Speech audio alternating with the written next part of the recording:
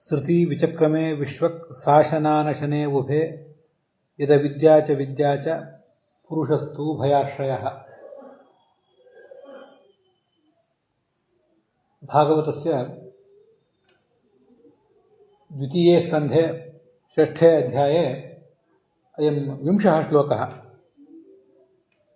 20ನೇ श्लोकः अद्य व्याख्यास्यते। भगवतो महापुरुषस्य विष्णोः क्षराक्षरातीतस्य पुरुषसूक्ते संवर्णितस्य योऽयं महिमा तमेव वर्णयन् अयं भागवतस्य पौरुषेयः भागः सूक्तभागः भगवतः विभिन्नैः अवयवैः यथा देवाः जज्ञिरे यथा च अस्य त्रयः स्वरूपभूताः पादाः त्रिषु लोकेषु तिष्ठन्ति, यश्च अस्य भिन्नः पादः सर्वजीवाः तं सर्वमपि अस्मिन् अध्याये महापुरुषः महामुनिः वेदव्यासः अवर्णयत्। अथात्र 20 श्लोकः। श्रुति विचक्रमे विश्वक् शासनानशने उभे यद विद्या च पुरुषस्तु भयाश्रयः। ततो विश्वं व्यक्रामत् शासनानशने अभि इति पुरुषसूक्ते यः भगवतः महिमा विशेषः प्रतिपाद्यते तमेव अस्मिन् श्लोके विवृणोति भागवती संहिता।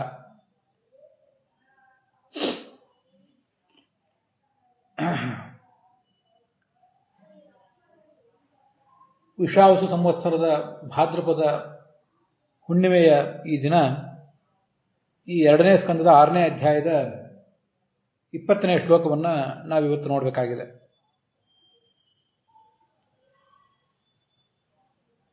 ಪುರುಷ ಸೂಕ್ತ ಭಗವಂತನ ಮಹಿಮೆಯನ್ನು ವರ್ಣನೆ ಮಾಡ್ತದೆ. ಭಗವಂತನ ಮಹಿಮೆಯನ್ನು ವರ್ಣನೆ ಮಾಡುವ ನಿಟ್ಟಿನಲ್ಲೇ ಇತರ ದೇವತೆಗಳ ಬಗ್ಗೆ ಕೂಡ ಅದು ಹೇಳ್ತದೆ. ಪುರುಷ ಸೂಕ್ತ ಅನ್ನೋದು ಭಗವಂತನ ಮಹಿಮಾ ವರ್ಣನ ಪರ ಅನ್ನುವುದು ಸಕಲ ಶಾಸ್ತ್ರಗಳಿಗೂ ಕೂಡ ಸಮ್ಮತವಾದದ್ದು. ಆ ಪುರುಷ ಸೂಕ್ತದಲ್ಲೇ ಬಂದಿರುವಂತಹ ವಿಷಯಗಳನ್ನೇ ಮತ್ತು ಕೆಲವು ಹೆಚ್ಚಿನ ವಿಷಯಗಳನ್ನು ಭಾಗವತದ 2ನೇ ಸ್ಕಂದದ 6ನೇ ಅಧ್ಯಾಯದಲ್ಲಿ ಮತ್ತು 5ನೇ ಅಧ್ಯಾಯದಲ್ಲಿ ನಾವು ಕಾಣ್ತಾ ಇದ್ದೇವೆ. ತಥೋ ವಿಶ್ವಂ ವ್ಯಕ್ರಾಮತ್ ಶಾಸನಾನಶನೆ ಅಭಿ ಅಂತೇನೋ ಒಂದು ಮಂತ್ರ ಇದೆ ಪುರುಷ ಸೂಕ್ತದಲ್ಲಿ. ಅದನ್ನೇ ಈಗ ಭಾಗವತ ವಿವರಿಸ್ತಾ ಇದೆ.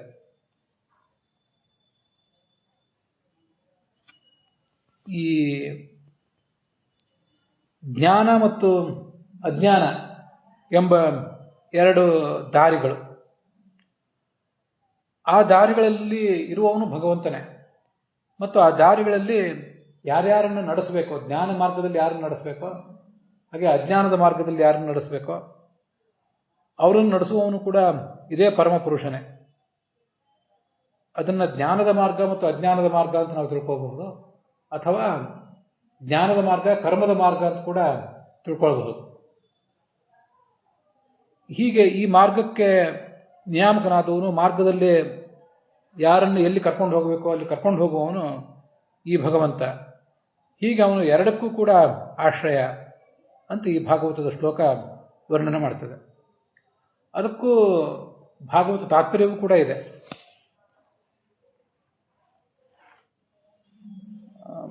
ಅರ್ಥ ಮಾಡ್ಕೊಳ್ಳಿಕ್ಕೆ ತುಂಬ ಕಷ್ಟಕರವಾದಂತಹ ಅನೇಕ ಶ್ಲೋಕಗಳ ಪೈಕಿ ಈ ಶ್ಲೋಕನೂ ಕೂಡ ಒಂದು ಅಂತ ನನಗೆ ಕಾಣಿಸ್ತದೆ ನೋಡಿದಾಗ. ಇದಕ್ಕೆ ಒಂದು ಸರಳವಾದ ಅರ್ಥವನ್ನು ನಾವೀಗ ನೋಡಿದ್ವಿ. ವೀರರಾಘವರು ಮತ್ತು ಶ್ರೀಧರರು ಮೊದಲಾದವರು ಅದಕ್ಕೇನು ಅರ್ಥ ಮಾಡ್ತಾರೆ ಅಂತ ಅನ್ನೋದನ್ನು ಕೂಡ ನಾವು ಗಮನಿಸಬೇಕು. ಶ್ರುತಿ ಅಂದರೆ ಮಾರ್ಗಗಳು, ದಕ್ಷಿಣ ಮಾರ್ಗ ಉತ್ತರ ಮಾರ್ಗ ಅಂತ ಹೀಗೆ ಅರ್ಥ ಬರೀತಾರೆ ಶ್ರೀಧರರು. ಆ ಮಾರ್ಗದಲ್ಲಿ ಇವನೇ ಸಂಚಾರ ಮಾಡ್ತಾನೆ ಈ ಭಗವಂತ. ಅಲ್ಲಿ ಶಾಸನರು ಮತ್ತು ಅನಶನರು ಆ ಮಾರ್ಗಗಳು ಎಂಥವು ಅಂದರೆ, ಒಂದು ಮಾರ್ಗ ಭೋಗಕ್ಕೆ ಕಾರಣವಾದ್ದು, ಮತ್ತಿನ್ನೊಂದು ಅಪವರ್ಗದ ಮೋಕ್ಷದ ಪ್ರಾಪ್ತಿಗೆ ಕಾರಣವಾದ್ದು. ಅಲ್ಲಿ ಅವಿದ್ಯಾ ಅಂದರೆ ಕರ್ಮ ಅಂತ ಅರ್ಥ, ಮತ್ತೆ ವಿದ್ಯಾ ಅಂದರೆ ಜ್ಞಾನ ಅಂತ ಹೀಗರ್ಥ. ಯದ ವಿದ್ಯಾಚ ವಿದ್ಯಾಚ ಅಂತ ಬಂದಿದೆಯಲ್ಲ ಭಾಗವತದಲ್ಲಿ, ಅದಕ್ಕೆ ಅಲ್ಲಿ ಅವಿದ್ಯಾ ಅಂದರೆ ಕರ್ಮ ಅಂತ ಅರ್ಥ, ವಿದ್ಯಾ ಅಂದರೆ ಜ್ಞಾನ ಅಂತ ಅರ್ಥ. ಇದು ವೀರರಾಘವರು, ಇದು ಶ್ರೀಧರರು ಕೊಡುವಂಥ ಅರ್ಥ. ವೀರರಾಘವರು ಕೂಡ ಎರಡು ಮಾರ್ಗಗಳು ಅಂದರೆ ಒಂದು ಧೂಮಾದಿ ಮಾರ್ಗ ಮತ್ತೊಂದು ಅರ್ಚಿರಾದಿ ಮಾರ್ಗ ಅಂತ ಅರ್ಥ ಬರೀತಾರೆ. ನಮಗೆ ಗೊತ್ತಿರುವಂತೆ ಧೂಮಾದಿ ಮಾರ್ಗ ಅನ್ನೋದು ಸಂಸಾರದಲ್ಲಿ ಮರಳಿ ಬರುವವರಿಗೆ ಇರುವಂಥ ಮಾರ್ಗ. ಅರ್ಚಿರಾದಿ ಮಾರ್ಗ ಅಂದರೆ ಮುಕ್ತಿಗೆ ಕರ್ಕೊಂಡು ಹೋಗುವಂತಹ ಮಾರ್ಗ. ಇದನ್ನ ಹಿಂದೆ ಛಾಂದೋಗ್ಯ ಮತ್ತು ಬೃಹದಾರಣ್ಯಕ ಅದಕ್ಕನುಗುಣವಾಗಿ ನೋಡಿದ್ದೇವೆ. ಆ ಎಲ್ಲ ಮಾರ್ಗಗಳನ್ನು ಇವನೇ ಆಕ್ರಮಿಸಿದ್ದಾನೆ, ಆ ಮಾರ್ಗಗಳಲ್ಲಿ ಇವನೇ ಇದ್ದಾನೆ ಅಂತ ಅರ್ಥ. ಎಂಥ ಮಾರ್ಗಗಳು? ಶಾಸನ ಮತ್ತು ಅನಶನ ಮಾರ್ಗಗಳು. ಅಶನ ಅಂದರೆ ಭೋಗ ಅಂತ ಅರ್ಥ, ಅನಶನ ಅಂದರೆ ಭೋಗ ಅಭಾವ ವೈರಾಗ್ಯ ಅಂತ ಹೀಗರ್ಥ. ಧೂಮಾದಿ ಮಾರ್ಗದಲ್ಲಿ ಹೋಗುವವರು ಮತ್ತೆ ಈ ಸಂಸಾರಕ್ಕೆ ಮರಳಿ ಬರ್ತಾರೆ. ಸಂಸಾರದಲ್ಲಿ ಮತ್ತೆ ಭೋಗಗಳನ್ನು ಅನುಭವಿಸ್ತಾ, ಭೋಗ ಅಂದರೆ ಸುಖ ದುಃಖ ಎರಡನ್ನೂ ಅನುಭವಿಸ್ತಾ ತೊಳಲಾಡ್ತಾ ಇರ್ತಾರೆ. ಇನ್ನು ಅನಶನ ಅಂದರೆ ಸಾಂಸಾರಿಕ ಪ್ರಾಕೃತ ಭೋಗವಿಲ್ಲದ ಒಂದು ಮುಕ್ತಿ ಏನಿದೆ, ಆ ಮುಕ್ತಿಯನ್ನು ನಮಗೆ ತೋರಿಸುವಂಥ ಮಾರ್ಗ, ಅದು ಅರ್ಚಿರಾದಿ ಮಾರ್ಗ. ಆದ್ದರಿಂದ ಹೀಗೆ ಈ ಎರಡು ಮಾರ್ಗಗಳನ್ನು ಶಾಸನ ಮಾರ್ಗ ಮತ್ತು ಅನಶನ ಮಾರ್ಗ ಅಂತ ಹೀಗೆ ವರ್ಣನೆ ಮಾಡ್ತಾರೆ.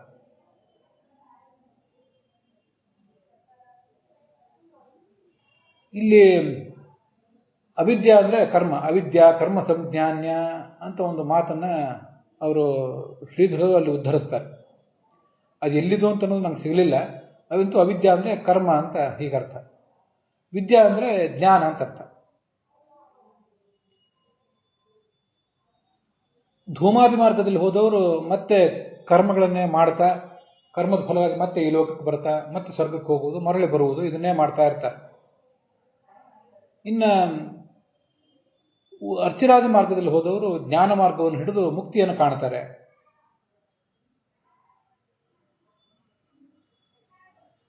ಹೀಗೆ ಪುರುಷ ಅಂದರೆ ಜೀವ ಅಂತ ಅರ್ಥ ಬರೀತಾರೆ. ಪುರುಷಸ್ತು ಉಭಯಾಶ್ರಯ. ಈ ಭಾಗವತದ ಶ್ಲೋಕಗಳೇ ಹಾಗೆ, ಸಂಸ್ಕೃತದ ಶಬ್ದಗಳೇ ಹಾಗೆ, ಹಿಂದೆ ಅನೇಕ ಸರಿ ನಾವು ನೋಡಿದ್ದೇವೆ. ಪುರುಷ ಅಂತ ಅಲ್ಲಿ ಶಬ್ದ ಬಂದಿದೆ. ಪುರುಷ ಅಂದರೆ ಪುರುಷಸ್ತು ಅಂತ ಬೇರೆ ಇದೆ. ತು ಅನ್ನೋ ಶಬ್ದ ಪುರುಷ ತು ಅಂದರೆ ಪುರುಷನಾದರು, ಅಂದರೆ ಜೀವ ಅಂತ ಅರ್ಥ ಬರೀತಾರೆ ವೀರರಾಘವರು. ಅದು ಅರ್ಥ ಏನು ತಪ್ಪಲ್ಲ. ಪುರುಷಸ್ತು ಉಭಯಾಶ್ರಯ. ಈ ಅಜ್ಞಾನದ ಮಾರ್ಗವನ್ನಾದರೂ ಅಥವಾ ಜ್ಞಾನದ ಮಾರ್ಗವನ್ನಾದರೂ ಹಿಡಿದು ಮುಕ್ತಿಗೆ ಹೋಗುವವನು ಕೂಡ ಜೀವನೇ, ಅಥವಾ ಸಂಸಾರದಲ್ಲೇ ತೊಳಲಾಡ್ತಾ ಇರುವವನು ಕೂಡ ಜೀವನೇ. ತಮ್ ವಿದ್ಯಾ ಕರ್ಮಣಿ ಸಮನ್ವಾರಭೇತೆ ಅಂತ ಹೀಗೆ ಒಂದು ಮಾತನ್ನ ಅಲ್ಲಿ ಶ್ರೀಧರರು ಉದ್ಧರಿಸಿದ್ದಾರೆ, ವೀರರಾಘವರು ಉದ್ಧರಿಸಿದ್ದಾರೆ. ಆದ್ದರಿಂದ ಅವಿದ್ಯಾ ಅಂದರೆ ಕರ್ಮ ಅಂತ ಹೀಗೆ ತಿಳಿದು ಬರ್ತದೆ.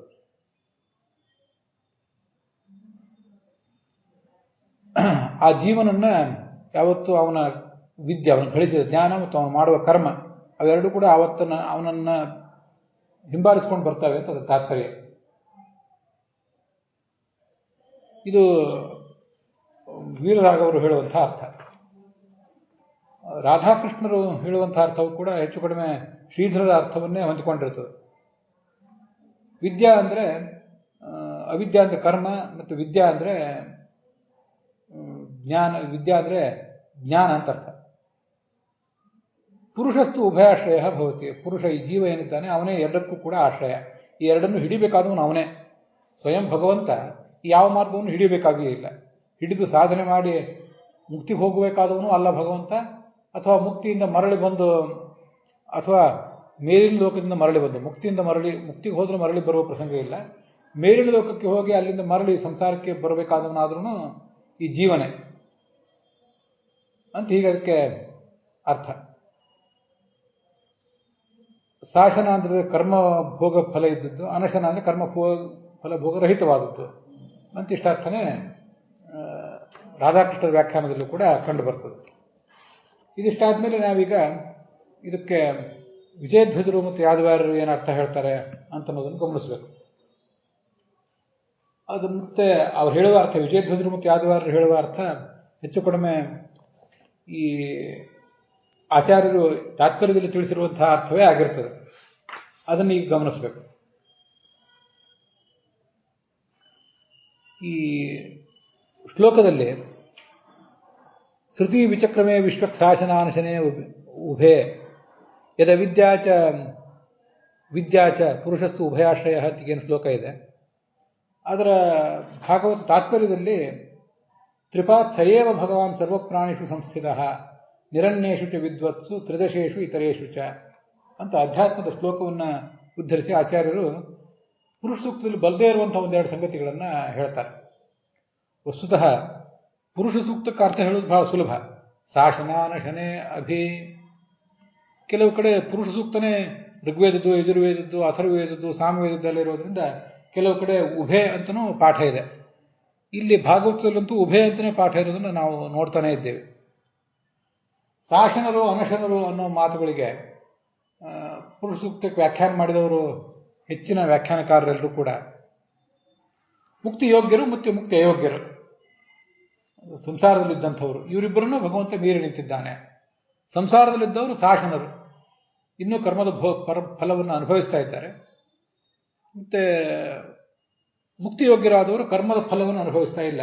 ಅವರ ಕರ್ಮಗಳೆಲ್ಲ ತೀರಿ ಹೋಗಿರೋದ್ರಿಂದ ಕರ್ಮದ ಫಲವನ್ನು ಅನುಭವಿಸುವ ಅನಿವಾರ್ಯತೆ ಅವರಿಗಿಲ್ಲ ಅಂತ ಈಗ ಅರ್ಥ ಬರೀತಾರೆ. ಅವರಿಬ್ಬರನ್ನೂ ಭಗವಂತ ಮೀರಿ ನಿಂತಿದ್ದಾನೆ. ವಿಚಕ್ರಮೆ ಅಂದರೆ ಉಳಿದವರು ಈ ಹಿಂದೇನು ವ್ಯಾಖ್ಯಾನ ನೋಡಿದಿಲ್ಲ, ಅವ್ರು ಹೇಳಿದಂತೆ ಭಗವಂತ ಅಲ್ಲಿದ್ದಾನೆ ಅಂತ. ಅಲ್ಲಿದ್ದಾನೆ ಅಂತ ನಮ್ಮ ಅರ್ಥ ಅಲ್ಲ, ಅದನ್ನು ಮೀರಿ ನಿಂತಿದ್ದಾನೆ ಅಂತ ನಮ್ಮ ಅರ್ಥ. ವಿಕ್ರಮ ಅಂದರೆ ಅದನ್ನು ದಾಟಿ ಹೋಗುವುದು, ಅವರಿಗಿಂತ ಶ್ರೇಷ್ಠನಾಗಿದ್ದಾನೆ ಅಂತ ಅರ್ಥ. ಹೀಗೆ ಆ ಪುರುಷ ಸೂಕ್ತಕ್ಕೆ ಅರ್ಥ ಹೇಳೋದು ಬಹಳ ಸುಲಭ. ಆ ಪುರುಷ ಸೂಕ್ತಕ್ಕೆ ಅರ್ಥವನ್ನು ಹೇಳುವಂತಹ ಈ ಭಾಗವತ ಶ್ಲೋಕ ಏನಿದೆ, ಅಲ್ಲಿ ಈ ಅವಿದ್ಯಾ ವಿದ್ಯಾ ಅಂತ ಈ ಶಬ್ದಗಳು ಬಂದಿದ್ದರಿಂದ ಮತ್ತು ಪುರುಷನೇ ಉಭಯಾಶ್ರಯ ಅಂತ ಬಂದಿದ್ದರಿಂದ ಇದಕ್ಕೆ ಅರ್ಥ ಹೇಳೋದು ಸ್ವಲ್ಪ ಕಷ್ಟ ಆಗ್ತದೆ. ಮತ್ತಲ್ಲಿ ಶಾಸನ ಅನಶನ ಅಂತ ಶಬ್ದ ಬಂದಿದೆ. ಅದನ್ನು ಆಚಾರ್ಯರು ಭಾಗವತ ತಾತ್ಪರ್ಯದಲ್ಲಿ ವಿವರಿಸುವಾಗ ನಿರನ್ನರು ಮತ್ತು ಸಾನ್ನರು ಅಂತ ಎರಡು ಶಬ್ದಗಳನ್ನು ಪ್ರಯೋಗ ಮಾಡಿದ್ದಾರೆ. ನಿರನ್ನ ಅಂತ ಶಬ್ದ ಪ್ರಯೋಗ ಮಾಡಿದ್ದಾರೆ, ಅದು ಅನಶನ ಅನ್ನೋದರ ಅರ್ಥ ಹೇಳ್ತದೆ. ಅಶನ ಅಂದರೆ ಭೋಗ, ಶಾಸನರು ಅಂದರೆ ಭೋಗದಿಂದ ಸಹಿತರಾದವರು, ಅವರೇ ಸಾನ್ನರು. ಸಾನ್ನ ಅನ್ನುವ ಶಬ್ದ ಇಲ್ಲಿಲ್ಲ ಆಚಾರ್ಯರ ಭಾಗವತ ತಾತ್ಪರ್ಯದಲ್ಲಿ, ಆದರೆ ಅದನ್ನು ನಾವು ತಿಳ್ಕೊಳ್ಬೇಕಷ್ಟೆ. ನಿರನ್ನರು ಅನ್ನೋದನ್ನು ಅನಶನರು ಅನ್ನುವ ಶಬ್ದಕ್ಕೆ ಸಮಾನವಾಗಿ ನಾವು ತಿಳ್ಕೊಳ್ಬೇಕು. ಮತ್ತೆ ತ್ರಿದಶೇಷು ಇತರೇಷು ಚ, ತ್ರಿದಶರು ಅಂದರೆ ದೇವತೆಗಳು ಮತ್ತು ಇತರರು ಅಂತ ಹೀಗೆ ಎರಡು ಬೇರೆ ಶಬ್ದ ಇದೆ. ಪುರುಷ ಸೂಕ್ತದಲ್ಲಿ ವಿದ್ಯಾ ಮತ್ತು ಅವಿದ್ಯಾ ಅನ್ನೋ ಶಬ್ದಗಳಿಲ್ಲ, ತ್ರಿದಶ ಮತ್ತು ಇತರ ಅನ್ನೋ ಶಬ್ದಗಳಿಲ್ಲ, ಕೇವಲ ಶಾಸನ ಅನಶನ ಅಂತ ಎರಡು ಶಬ್ದಗಳಿರೋದ್ರಿಂದ ಅದಕ್ಕೆ ಅರ್ಥ ಹೇಳುವುದು ಸುಲಭ ಆಗ್ತದೆ. ಈ ಇತಿಹಾಸ ಪುರಾಣಾಭ್ಯಾಂ ವೇದಂ ಸಮುಪ ಬ್ರಹ್ಮಯೇತ್ ಬಿಭೇತ್ ಅಲ್ಪಶ್ರುತಾದ್ವೇದ ಮಾಮಯಂ ದೂಷಯೇದಿತಿ ಅಂತ. ಇತಿಹಾಸ ಪುರಾಣ ಅಂದರೆ ಭಾಗವತಾದಿ ಪುರಾಣಗಳ ಮೂಲಕ, ಭಾರತ, ಪಂಚರಾತ್ರ, ಮೂಲರಾಮಾಯಣ ಮೊದಲಾದ ಇತಿಹಾಸಗಳ ಮೂಲಕ ನಾವು ವೇದಕ್ಕೆ ಅರ್ಥ ಹೇಳಬೇಕು. ಬಿಭೇತಿ ಅಲ್ಪಶ್ರುತಾದ್ವೇದ, ಯಾರು ಅಲ್ಪಜ್ಞಾನಿಗಳಿದ್ದಾರೆ, ಓದಬೇಕಾದ್ದೆಲ್ಲವನ್ನು ಓದಲಿಲ್ಲ, ಮನನ ಮಾಡಬೇಕಾದ್ನೆಲ್ಲವನ್ನು ಮನನ ಮಾಡಲಿಲ್ವ, ಅಂಥವ್ರನ್ನ ನೋಡಿ ವೇದ ಹೆದರ್ತದಂತೆ. ಮಾಮಯಂ ದೂಷಯೇತ್, ಈ ವ್ಯಕ್ತಿ ನನ್ನ ಹಾಳುಗೆಡವುತ್ತಾನೆ, ನನಗೆ ತಪ್ಪರ್ಥ ಮಾಡ್ತಾನೆ ಅಂತ ವೇದ ಹೆದರ್ತದಂತೆ. ಆಯಿತು, ಪುರುಷ ಸೂಕ್ತಾದಿ ವೇದ ಭಾಗಗಳಿಗೆ ಅರ್ಥ ಮಾಡಲಿಕ್ಕೆ ನಾವು ಈ ಭಾಗವತದನ್ನು ನೆರವು ತಗೋತಾ ಇದ್ದೀವಿ. ಆದರೆ ಕೆಲವು ಕಡೆ ಅಷ್ಟು ತಗೊಂಡ ಮೇಲೂ ಕೂಡ ಭಾಗವತ ಏನು ಹೇಳ್ತಿದೆ, ಪುರುಷ ಸೂಕ್ತದ ಅರ್ಥವನ್ನು ಹೇಳಬೇಕಾದ ಭಾಗವತ ಏನು ಹೇಳ್ತಿದೆ ಅಂತ ಗಮನಕ್ಕೆ ಬರೋದಿಲ್ಲ, ನಮಗೆ ಮನವರಿಕೆ ಆಗೋದಿಲ್ಲ. ಭಾಗವತದ ಅರ್ಥವನ್ನು ವಿವರಣೆ ಮಾಡಲಿಕ್ಕೆ ಆಚಾರ್ಯರು ಭಾಗವತ ತಾತ್ಪರ್ಯ ಬರೆದಿದ್ದಾರೆ. ಆ ಭಾಗವತ ತಾತ್ಪರ್ಯಕ್ಕೂ ಕೂಡ ಮತ್ತೆ ವಿಭಿನ್ನವಾದ ವ್ಯಾಖ್ಯಾನಗಳು, ಅಲ್ಲಿಯೂ ಏಕಮತ ಇಲ್ಲ. ಇಲ್ಲದೇ ಇರುವುದು ಈ ಶಬ್ದಗಳಿಗೆ ಏನು ಅರ್ಥ ಮಾಡಬೇಕು, ಶಾಸನರು ಅನಶನರು ಅನ್ನುವ ಶಬ್ದಕ್ಕೆ ಅರ್ಥ ಏನು, ಮತ್ತೆ ಶಾಸನರು ಯಾರು, ನಿರಶನರು ಯಾರು, ಅವಿದ್ಯಾ ಅಂದ್ರೇನು, ವಿದ್ಯಾ ಅಂದ್ರೆ ಏನು, ಹೀಗೆ ಅದರಲ್ಲಿ ಏಕಮತ ಇಲ್ಲದೆ ಇರುವುದು ಸ್ವಲ್ಪ ಗೊಂದಲಕ್ಕೆ ಕಾರಣ ಆಗ್ತದೆ. ಅದೇ ಕಷ್ಟ ಕೂಡ ಆಗ್ತದೆ. ಇಲ್ಲಿ ಅಲ್ಲಿ ಭಾಗವತ ತಾತ್ಪರ್ಯದಲ್ಲಿ ತ್ರಿಪಾತ್ ಸೈವ ಭಗವಾನ್, 3 ಪಾದಗಳುಳ್ಳಂತಹ ಆ ಭಗವಂತ ಅಂತ ಬಂದಿದೆಯಲ್ಲ, ಅಂದರೆ ಅನಂತಾಸನ, ವೈಕುಂಠ, ನಾರಾಯಣ ಎಂಬ 3 ಪಾದದಲ್ಲಿರುವ ರೂಪಗಳಲ್ಲಿರುವಂತಹ ಭಗವಂತ, 3 ಲೋಕಗಳಲ್ಲಿ 3 ರೂಪದಿಂದ ಇರುವಂತಹ ಭಗವಂತ ಅಂತ ಅದಕ್ಕೆ ಅರ್ಥ. ಭಾಗವತ ಶ್ಲೋಕದಲ್ಲಿ ಅಲ್ಲಿಲ್ಲ, ಭಾಗವತದಲ್ಲಿ ತಾತ್ಪರ್ಯದಲ್ಲಿದೆ. ಸರ್ವ ಪ್ರಾಣಿಷು ಸಂಸ್ಥಿತ, ಎಲ್ಲ ಜೀವರಲ್ಲೂ ಕೂಡ ಅವನೇ ಇದ್ದಾನೆ. ಅಲ್ಲಿ ವಿದ್ಯಾ ಮತ್ತು ಅವಿದ್ಯಾ ಅಂತ ಬಂತಲ್ಲ, ವಿದ್ಯಾ ಅಂದ್ರೆ ಬ್ರಹ್ಮವಿದ್ಯಾ, ಅವಿದ್ಯಾ ಅಂದ್ರೆ ಅಜ್ಞಾನ ಅಂತ ಅರ್ಥ. ಇದು ವಿಜಯಧ್ವಜರು ಹೇಳುವಂತಹ ಅರ್ಥ. ಇವು 2 ಮಾರ್ಗಗಳು. ಶ್ರುತಿ ಅಂದ್ರೆ ಸರಣಿ, ದೇವತೆಗಳು ಅಂದ್ರೆ ಹೋಗುವ ಮಾರ್ಗ ಒಂದು, ಮನುಷ್ಯರು ಹೋಗುವಂಥ ಮಾರ್ಗ ಒಂದು. ಅವೆರಡನ್ನೂ ಕೂಡ ವಿಶ್ವಕ್ ಅಂದ್ರೆ ಪೂರ್ಣವಾಗಿ ವಿಚಕ್ರಮೆ ವ್ಯಾಪಿಸಿ ನಿಂತಿದ್ದಾನೆ. ಶಾಸನರು ಅಂದ್ರೆ ಯಾರು ಅಂದ್ರೆ ಮನುಷ್ಯರು, ಅನಶನರು ಅಂದ್ರೆ ದೇವತೆಗಳು ಅಂತ ಹೀಗೆ ಅದರ ಅರ್ಥ. ಶಾಸನರಿಗೂ ಅನಶನರಿಗೂ ಸಂಬಂಧಪಟ್ಟವು ಅವೆರಡು ಮಾರ್ಗಗಳು. ಶಾಸನರಿಗೆ ಸಂಬಂಧಪಟ್ಟದ್ದು ಅಜ್ಞಾನದ ಮಾರ್ಗ, ಅನಶನರಿಗೆ ಸಂಬಂಧಪಟ್ಟದ್ದು ಜ್ಞಾನದ ಮಾರ್ಗ ಅಂತ ಹೀಗದರ ಅಭಿಪ್ರಾಯ. ಶಾಸನರು ಅಂದ್ರೆ ಯಾರು ಅಂದ್ರೆ ಮನುಷ್ಯರು, ಶಾಸನರು ಅಂದ್ರೆ ಅಶನ ಇಲ್ಲದವರು, ಅವರು ಯಾರು ಮನುಷ್ಯರು. ಶಾಸನರು ಅಂದ್ರೆ ನಾನು ಹೇಳುವಾಗ ಸ್ವಲ್ಪ ವ್ಯತ್ಯಾಸ ಮಾಡಿದ್ರೆ ಅದನ್ನು ನೀವು ಗಮನಿಸಬೇಕು. ಶಾಸನರು ಅಂದ್ರೆ ಅಶನ ಇದ್ದವರು, ಅನಶನರು ಅಂದ್ರೆ ಅಶನ ಇಲ್ಲದವರು. ಅವರಿಬ್ಬರಿಗೆ ಸಂಬಂಧಪಟ್ಟದ್ದು ಇವೆರಡು ಮಾರ್ಗಗಳು. ಅನಶನರಿಗೆ ಸಂಬಂಧಪಟ್ಟದ್ದು ಮಾರ್ಗ ವಿದ್ಯೆಯ ಮಾರ್ಗ, ಶಾಸನರಿಗೆ ಸಂಬಂಧಪಟ್ಟದ್ದು ಅವಿದ್ಯೆಯ ಮಾರ್ಗ ಅಂತ ಹೀಗದರ ಅರ್ಥ. ಇದು ಭಾಗವತ ತಾತ್ಪರ್ಯಕ್ಕೆ ವ್ಯಾಖ್ಯಾನ ಮಾಡಿದಂಥ ದೀಪಿಕಾ ಮತ್ತು ಪ್ರಬೋಧಿನಿ ಮೊದಲಾದ ವ್ಯಾಖ್ಯಾನಗಳಲ್ಲೂ ಕೂಡ ಹೀಗೆ ಅರ್ಥ ಹೇಳ್ತಾರೆ.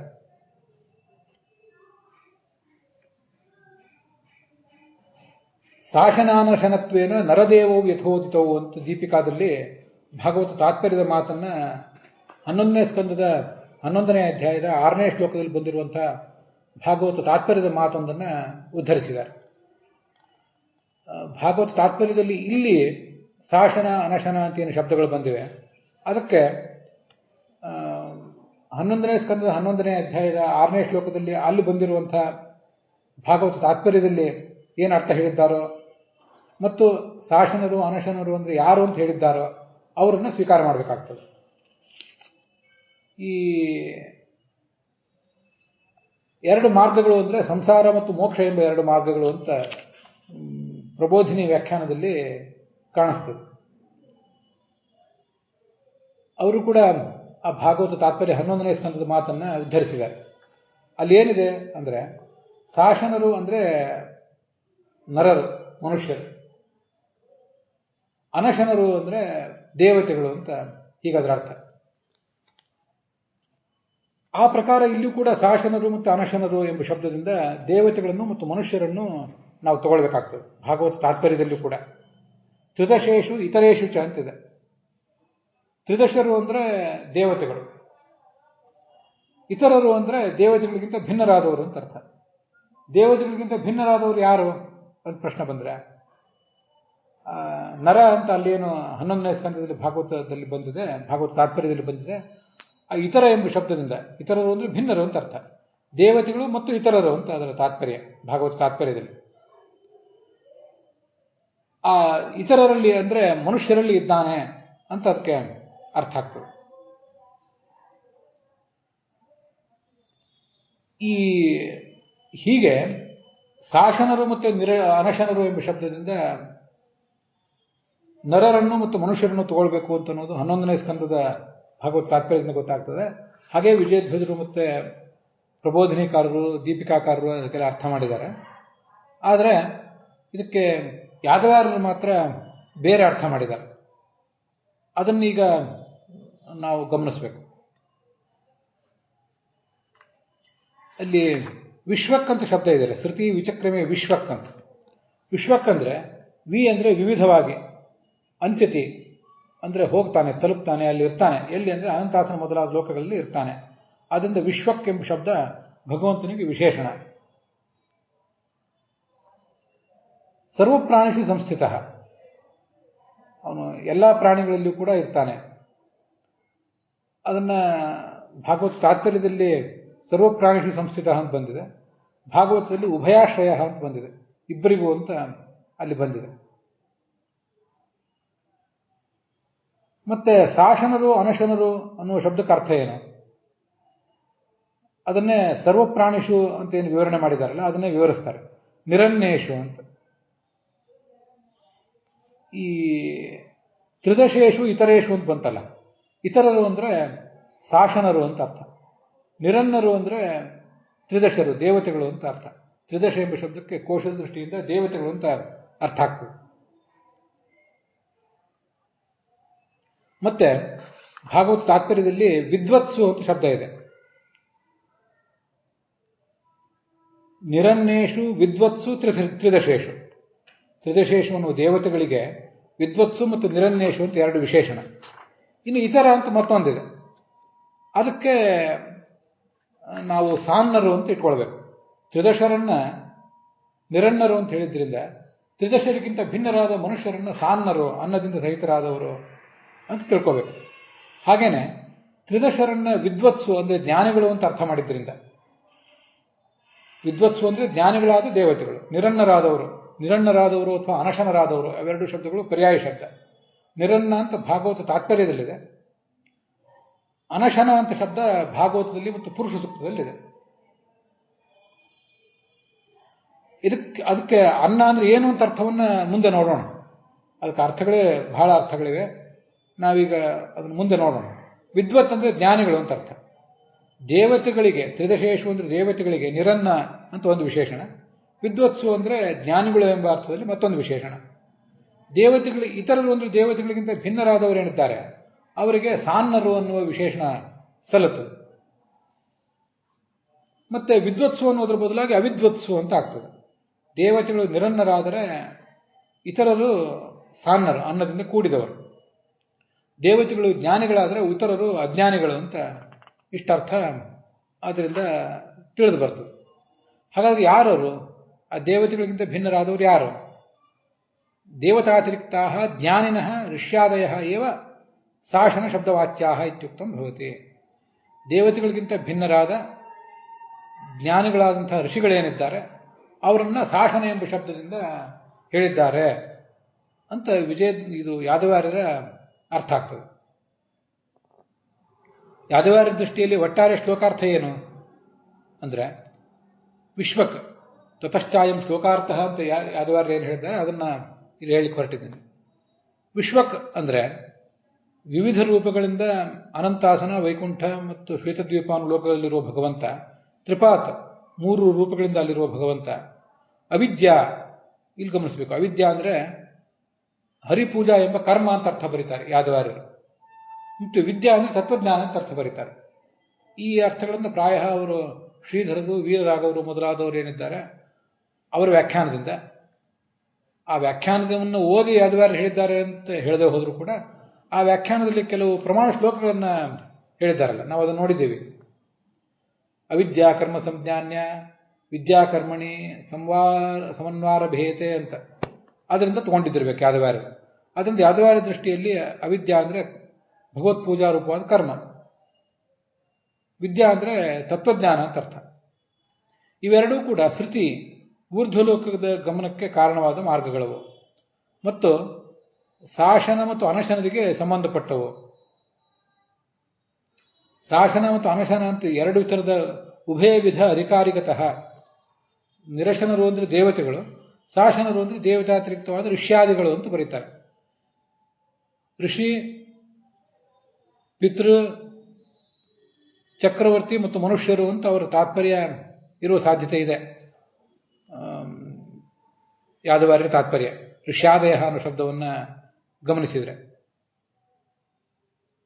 ಹೀಗೆ 2 ಥರದ ಅಧಿಕಾರಿಗಳಲ್ಲಿ ಆ ಭಗವಂತ ಇದ್ದಾನೆ.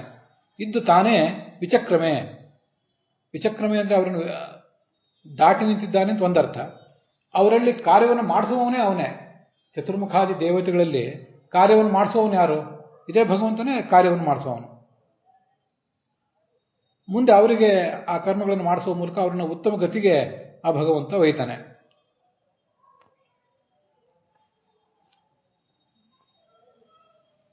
ಈ ಭಗವಂತ ಹೀಗೆ ಶಾಸನರಾದ ಮತ್ತು ನಿರಶನರಾದ ಋಷ್ಯಾದಿಗಳನ್ನು ಮತ್ತು ದೇವತೆಗಳನ್ನು, ಅವರಿಗೆ ಸಂಬಂಧಪಟ್ಟ ಆ ಮಾರ್ಗಗಳನ್ನು, ಈ ಕರ್ಮರೂಪವಾದ ಮಾರ್ಗ ಮತ್ತು ಜ್ಞಾನರೂಪವಾದ ಮಾರ್ಗ, ಅವೆರಡನ್ನೂ ಅವನೇ ತನ್ನೊಳಗೆ ಇಟ್ಕೊಂಡಿದ್ದಾನೆ.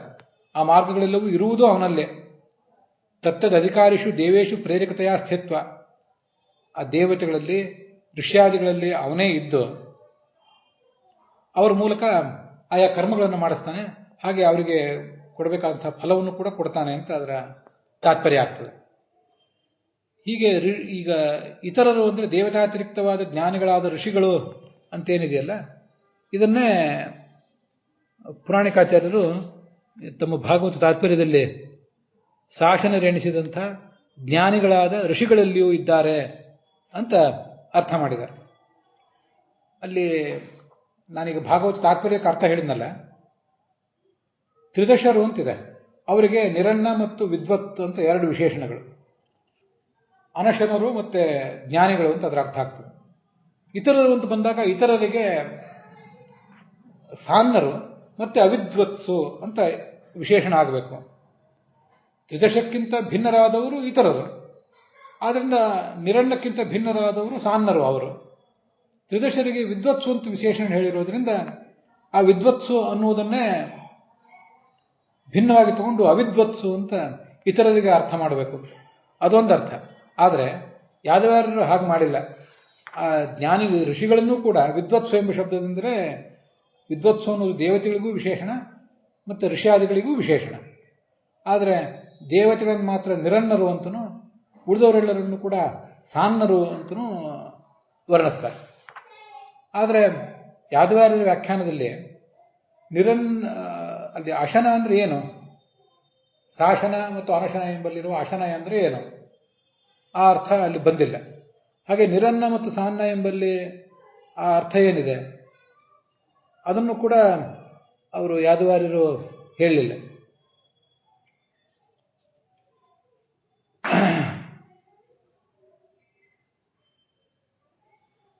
ಆದ್ದರಿಂದ ಅದರ ಅರ್ಥಗಳನ್ನ ಬೇರೆ ಮಾರ್ಗದ ಮೂಲಕ ನಾವು ನೋಡಬೇಕಾಗ್ತದೆ. ಅಶನ ಅಂದ್ರೆ ಅನುಭವಿಸುವುದು ಅಂತ ಅರ್ಥ.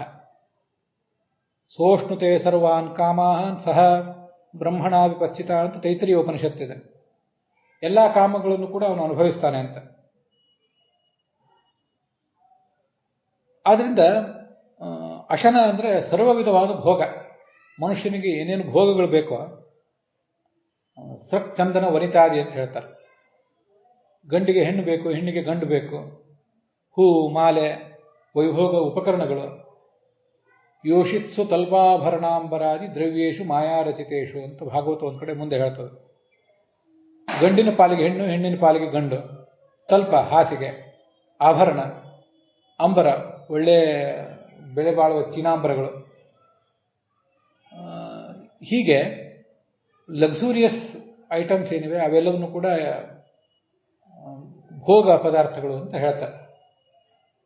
ಹೀಗೆ ಶಾಸನರು ಅಂದ್ರೆ ಭೋಗ ಪದಾರ್ಥಗಳನ್ನ ಅನುಭವಿಸುವವರು, ಅನಶನರು ಅಂದ್ರೆ ಅದನ್ನು ಅನುಭವಿಸದೇ ಇದ್ದವರು ಅಂತ ಒಂದು ಅರ್ಥ ಆಗ್ತದೆ. ಇನ್ನೊಂದು ಅರ್ಥ ಶಾಸನರು ಅಂದ್ರೆ ಊಟ ಮಾಡುವವರು ಅಂತ, ತುಂಬ ಸರಳವಾದ ಅರ್ಥ. ನಿರಶನರು ಅಂದ್ರೆ ಊಟ ಮಾಡದೇ ಇರುವವರು. ದೇವತೆಗಳು ಊಟ ಮಾಡೋದಿಲ್ಲ, ಊಟ ಮಾಡಿ ಬದುಕಬೇಕಾದ ಅನಿವಾರ್ಯತೆ ಇಲ್ಲ ಅವರಿಗೆ. ನಾವೆಲ್ಲ ಬೆಳಿಗ್ಗೆ ಒಂದು ಉಪಾಹಾರ, ಮಧ್ಯಾಹ್ನ ಭೋಜನ, ಸಾಯಂಕಾಲ ಒಂದು ಏನಾದರೂ ಪೇಯ, ಮತ್ತೆ ಊಟ, ಹೀಗೆಲ್ಲ ಇದನ್ನೆಲ್ಲ ಅವಲಂಬಿಸಿಕೊಂಡಿದ್ದವ್ರು ನಾವು. ಅದಿಲ್ಲದೆ ಹೋದರೆ ನಮ್ಮ ಶರೀರ ದುರ್ಬಲ ಆಗಿ ಹೋಗ್ತದೆ.